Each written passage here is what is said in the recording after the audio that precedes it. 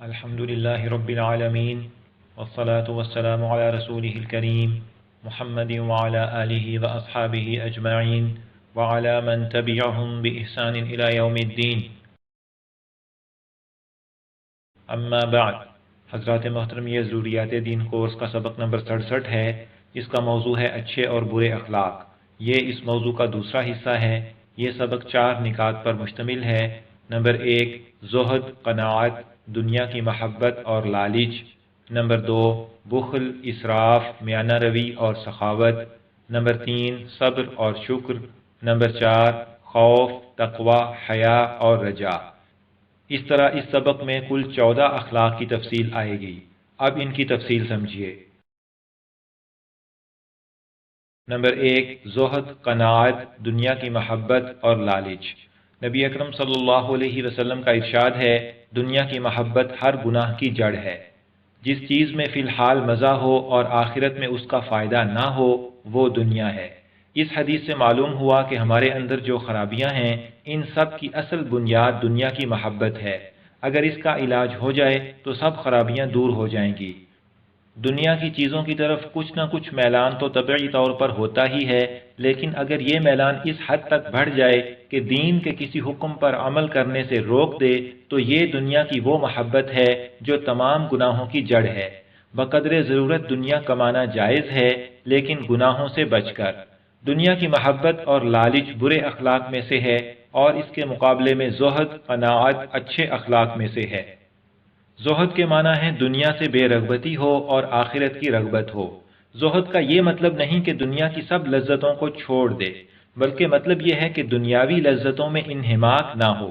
تکلف اور خاص اہتمام کے بغیر اگر کوئی آرام اور مزے کی چیز مل جائے تو یہ نعمت ہے. اپنے آپ کو آرام میں رکھے اور نیکی میں لگائے. رسول اللہ صلی اللہ علیہ وسلم کا ارشاد ہے، دنیا میں ایسے رہو جیسے پردیسی بلکہ راہگیر. اس حدیث سے معلوم ہوا کہ دنیا کے ساتھ ہمارے دل کا تعلق بس اتنا سا ہونا چاہیے جتنا پردیسی کے دل کو پردیس کے ساتھ ہوتا ہے، اور اس سے بھی بہتر یہ ہے کہ راستہ چلنے والے کو راستے کے ساتھ جتنا تعلق ہوتا ہے بس اتنا تعلق ہو.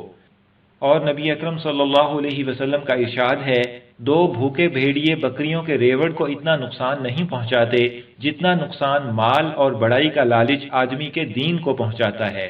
اس حدیث سے دولت اور شہرت وغیرہ کی محبت کی شدید مذمت معلوم ہوئی، اور رسول اللہ صلی اللہ علیہ وسلم کا ارشاد ہے، قد افلح من اسلم ورزق کفافا وقنعه اللہ بما آتاہ. یقیناً وہ شخص کامیاب ہوا جو اسلام لایا اور اسے بقدر ضرورت رزق ملا، اور اللہ نے اسے جو رزق دیا اس پر اسے قناعت عطا کر دی.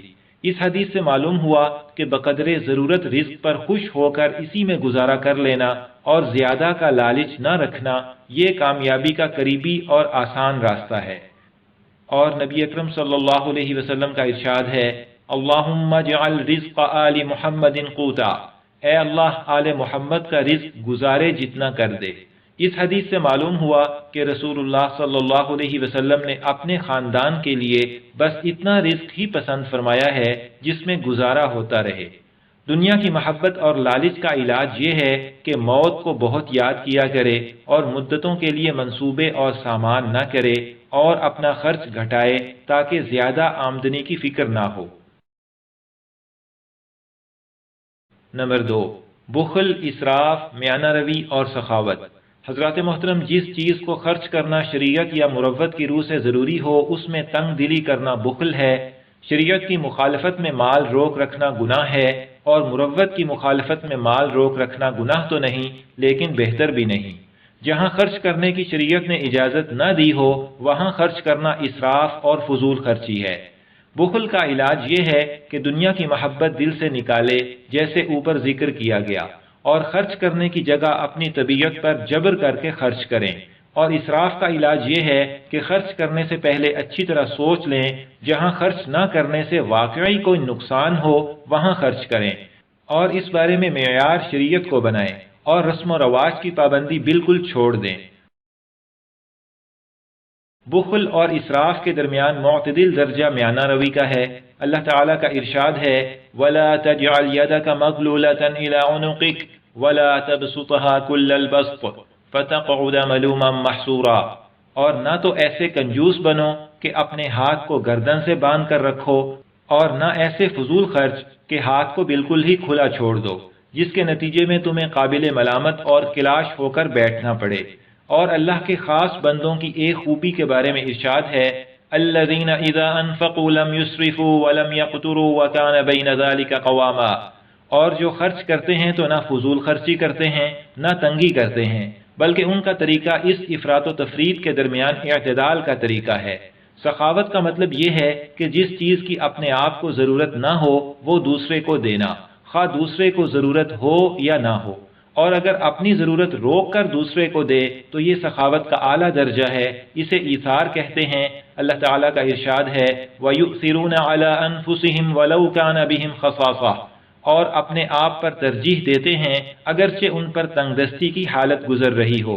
سخاوت کے لیے صرف اتنا کافی نہیں کہ آدمی ہاتھوں سے مال خرچ کر لے، بلکہ اس پر دل کی خوشی اور رضامندی بھی ضروری ہے۔ نمبر 3، صبر اور شکر۔ محترم سامعین، صبر ایسا خلق ہے کہ اس کے اندر بہت سے اخلاق داخل ہیں۔ صبر کا مطلب یہ ہے کہ جس وقت جس کام کا شریعت کی طرف سے حکم ہو اس پر ثابت قدم رہے اور اس میں پیش آنے والی مشقت برداشت کرے۔ لہذا گناہ سے اپنے آپ کو روکنا بھی صبر ہے، نیکی کو اس کے سب آداب کے ساتھ ادا کرنا یہ بھی صبر ہے، اور پابندی سے نیکی کرتے رہنا یہ بھی صبر ہے۔ انسان کو جو بھی مصیبت اور تکلیف پہنچتی ہے اس پر ایک ثواب تو بہرحال اسے ملتا ہے، اور اگر اس تکلیف پر صبر کرے تو صبر کا ثواب بھی ملتا ہے۔ بے صبری کی کئی صورتیں ہیں، جیسے بدلہ لینا، زبان سے برا کہنا سامنے یا پیٹھ پیچھے، شکایت کرنا، نوحہ کرنا، گناہ کا ارادہ کرنا، اللہ تعالیٰ کے فیصلے اور حکم کو غلط سمجھنا۔ حسب موقع ان سب صورتوں سے بچنا صبر ہے۔ اگر مصیبت پر صبر بھی کیا تو دوہرا ثواب ملے گا، ایک تکلیف کا اور دوسرا صبر کا۔ جس مصیبت میں ناگواری اور پریشانی بڑھے وہ گناہوں کی وجہ سے ہے، اور جس میں اللہ تعالیٰ سے تعلق بڑھے وہ حقیقت میں مصیبت نہیں بلکہ درجات کی بلندی کے لیے ہے۔ بے صبری کا علاج یہ ہے کہ یہ بات سمجھ لیں کہ ہر مصیبت پر اچھا بدلہ ملتا ہے، اور مصیبت میں ہمارا فائدہ ضرور ہے، آخرت میں بھی اور دنیا میں بھی، اگرچہ دنیاوی فائدہ ابھی سمجھ نہ آئے۔ اس بات کو یاد کر کے اپنی طبیعت کو سنبھالے اور کوئی کام شریعت کے خلاف نہ کرے۔ صبر کی فضیلت کے بارے میں اللہ تعالیٰ کا ارشاد ہے ان اللہ مع الصابرین، بے شک اللہ صبر کرنے والوں کے ساتھ ہے۔ تو جس کے ساتھ خدا ہو اسے کسی کی کیا پرواہ ہو۔ اور ارشاد ہے انما یوفی الصابرون اجرهم بغیر حساب، جو لوگ صبر سے کام لیتے ہیں ان کا ثواب انہیں بے حساب دیا جائے گا۔ شکر کا مطلب یہ ہے کہ سب نعمتوں کو اللہ تعالیٰ کی عطا سمجھ کر دل میں اللہ تعالیٰ سے خوش ہونا، اپنی قابلیت سے اس کو زیادہ سمجھنا، زبان سے اللہ تعالیٰ کی تعریف کرنا، اور سب نعمتوں اور بدن کو اللہ تعالیٰ کی فرما برداری میں لگانا۔ شکر کرنے اور ناشکری سے بچنے کا طریقہ یہ ہے کہ اللہ تعالیٰ کی نعمتیں سوچے اور یاد کرے، اور انہیں اللہ تعالیٰ کی فرما برداری میں استعمال کرے۔ جو نعمت ملنے کا واسطہ ہو اس کا شکر ادا کرنا بھی ضروری ہے، لہذا والدین، استاذ اور شیخ کی شکر گزاری بھی ضروری ہے۔ شکر کی فضیلت کے بارے میں اللہ تعالیٰ کا ارشاد ہے لَإِن شَكَرْتُمْ لَأَزِيدَنَّكُمْ وَلَإِن كَفَرْتُمْ إِنَّ عَذَابِي لَشَدِيدٌ، اگر تم نے واقعی شکر ادا کیا تو میں تمہیں اور زیادہ دوں گا، اور اگر تم نے ناشکری کی تو یقین جانو میرا عذاب بڑا سخت ہے۔ اور ارشاد ہے اعملوا آل داود شکرا وقلیل من عبادی الشکور، اے داود کے خاندان والو تم ایسے عمل کیا کرو جن سے شکر ظاہر ہو، اور میرے بندوں میں سے کم لوگ ہیں جو شکر گزار ہیں۔ نمبر 4، خوف، تقوی، حیا اور رجا۔ حضرات محترم، خوف کے معنی ہے اللہ تعالیٰ کی سزا سے ڈرنا، اور اسے حاصل کرنے کا طریقہ اللہ تعالیٰ کے قہر کو یاد کرنا ہے، اور تقوی کے معنی ہے گناہوں سے بچنا، اور خوف تقوی کا سبب ہے۔ تقوی کے کئی درجے ہیں، جیسے اعمال ہوں گے ویسا ہی تقوی ہوگا۔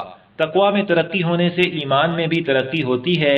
جب تقوی کا اعلیٰ درجہ حاصل ہوتا ہے تو ایمان کا بھی اعلیٰ درجہ حاصل ہو جاتا ہے۔ اللہ تعالیٰ کا ارشاد ہے ان اکرمکم عند اللہ اتقاکم، در حقیقت اللہ کے نزدیک تم میں سب سے زیادہ عزت والا وہ ہے جو تم میں سب سے زیادہ متقی ہے۔ اور نبی اکرم صلی اللہ علیہ وسلم کا ارشاد ہے ان اول الناس بی المتقون من کانوا وحیث کانوا، میرے قریب ترین لوگ وہ ہیں جو متقی ہیں، جو بھی ہوں جہاں بھی ہوں۔ اللہ تعالیٰ کی نعمتیں اور اپنی نافرمانیاں یاد کرنے سے دل میں ایک شرمندگی کی حالت پیدا ہوتی ہے، اسے حیا کہتے ہیں۔ رسول اللہ صلی اللہ علیہ وسلم کا ارشاد ہے حیا ایمان کا بڑا شعبہ ہے، اور رجا کے معنی ہیں اللہ تعالیٰ کی رحمت اور جنت کے انتظار میں دل کو راحت ملنا اور انہیں حاصل کرنے کی تدبیریں اختیار کرنا، اور اسے حاصل کرنے کا طریقہ اللہ تعالیٰ کی رحمت کی وسعت کو یاد کرنا ہے۔ اللہ تعالیٰ کا ارشاد ہے ان رحمت اللہ قریب من المحسنین، اللہ کی رحمت نیک لوگوں سے قریب ہے۔ محترم سامعین، یہاں پر ضروریات دین کورس کا سبق نمبر 67 مکمل ہوا۔ انشاءاللہ تعالی سبق نمبر 68 اس موضوع کا تیسرا حصہ ہوگا۔ اللہ تعالیٰ سے دعا ہے کہ ہمیں اپنے اخلاق سنوارنے کی توفیق دیں، آمین۔